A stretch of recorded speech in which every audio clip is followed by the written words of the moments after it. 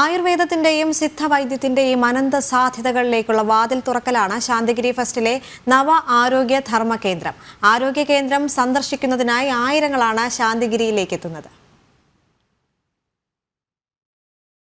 അതിപ്രാചീനമായ ഗുഹാമുഖ ശില്പ കവാടത്തിലൂടെ നവാരോഗ്യ ധർമ്മ കേന്ദ്രത്തിലേക്ക് പ്രവേശിക്കുന്നത് ആദ്യമെത്തുന്നത് അങ്ങാടിപ്പുരയിലേക്കാണ്.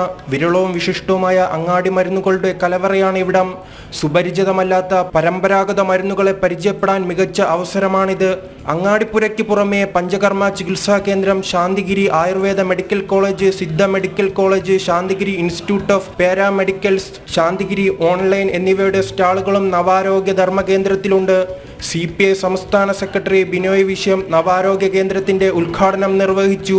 ആശ്രമം ജനറൽ സെക്രട്ടറി സ്വാമി ഗുരുരത്നം ജ്ഞാനതപസി അധ്യക്ഷത വഹിച്ച ചടങ്ങിൽ Shantigiri Athmavidyalayam principal mentor doctor GR Kiran, അഡ്വൈസർമാരായ Sabeer Thirumala, Jayaprakash, Janayugam unit manager Udayanar, coordination officer മേധാവി Swami Bhakthadathan, Shantigiri Siddha medical college principal doctor CK Soundararajan, doctor രമാപ്രഭ, doctor Janani Gurupreethi, doctor B Rajkumar, M Anilkumar, Shaji EK, Pramod MP തുടങ്ങിയവർ സംബന്ധിച്ചു.